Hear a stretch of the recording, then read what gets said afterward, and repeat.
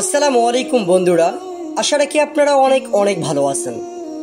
জান্নাতীরা যেভাবে পরস্পরের সঙ্গে সাক্ষাৎ করবেন, আমাদের অনেকের মনে প্রশ্ন জাগতে পারে, জান্নাতে যাওয়ার পরে কি আমরা একে অপরের সঙ্গে সাক্ষাৎ করতে পারবো অথবা কুশল বিনিময় করতে পারবো? সেই সম্পর্কে জানতে আজকের ভিডিওটি পুরোটা দেখবেন ইনশাআল্লাহ। বিখ্যাত সাহাবী হযরত আবু হুরায়রা রাদিয়াল্লাহু তাআলা আনহু বলেন, রাসূলুল্লাহ সাল্লাল্লাহু আলাইহি সাল্লাম বলেছেন, যে ব্যক্তি জান্নাতে প্রবেশ করবে সে সেখানে সুখে স্বচ্ছন্দে আয়েশের মধ্যে ডুবে থাকবে, কোনো প্রকার দুশ্চিন্তা ও দুর্ভাবনা তাকে পাবে না, এবং তার পোশাক পরিচ্ছদ ময়লা বা পুরাতন হবে না, আর তার যৌবনও নিঃশেষ হবে না। হযরত সালমান ফারসি রাদিয়াল্লাহু তাআলা আনহু বলেন, রাসূল সাল্লাল্লাহু আলাইহি সাল্লাম বলেছেন, জান্নাতে প্রবেশের আগে প্রত্যেক জান্নাতীকে একটি করে ছাড়পত্র দেওয়া হবে। এতে লেখা থাকবে পরম দয়ালু আল্লাহর নামে, এটা আল্লাহ তাআলার পক্ষ থেকে অমুকের পুত্র অমুকের নামে দেওয়া ছাড়পত্র, তাকে সমৃদ্ধ সুমহান জান্নাতে প্রবেশ করাও। জান্নাতে প্রবেশের পর জান্নাতীরা পরস্পরের সঙ্গে সাক্ষাৎ করবেন, কুশল বিনিময় করবেন। যেমন পৃথিবীতে মানুষ প্রতিবেশীর সঙ্গে দেখা সাক্ষাৎ করেন এবং কুশল বিনিময় করেন। এ বিষয়ে আবু সালাম রহমাতুল্লাহ আলাইহি বলেন, আমি আবু উসামা রাদিয়াল্লাহু তাআলা আনহু হতে বলতে শুনেছি যে এক ব্যক্তি রাসূল সাল্লাল্লাহু আলাইহি সাল্লামকে জিজ্ঞেস করেছিলেন যে জান্নাতীরা কি পরস্পরের সঙ্গে দেখা সাক্ষাৎ করবে?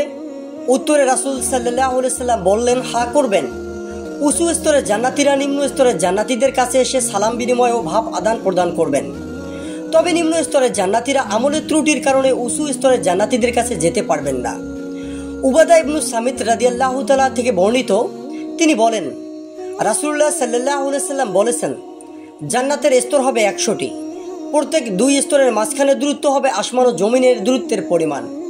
জান্নাতুল ফেরদৌসের স্তর হবে সর্বোপরি, তা হতেই প্রবাহিত হয় ঝর্ণাধারা এবং তার উপরেই রয়েছে মহান প্রভুর আরশ।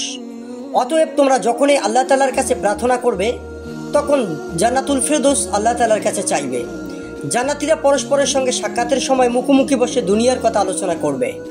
জান্নাতে প্রবেশাধিকার দেওয়ার জন্য মহান আল্লাহর প্রশংসা করবে এবং তারা কি ধরনের কথাবার্তা বলবে সে বিষয়ে পবিত্র কোরআনে বর্ণিত হয়েছে।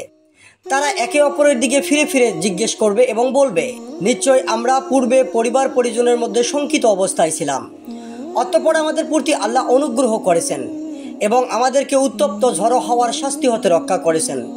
নিশ্চয় আমরা পূর্বেও আল্লাহকে আহ্বান করতাম, নিশ্চয় তিনি কৃপাময় ও পরম দয়ালু।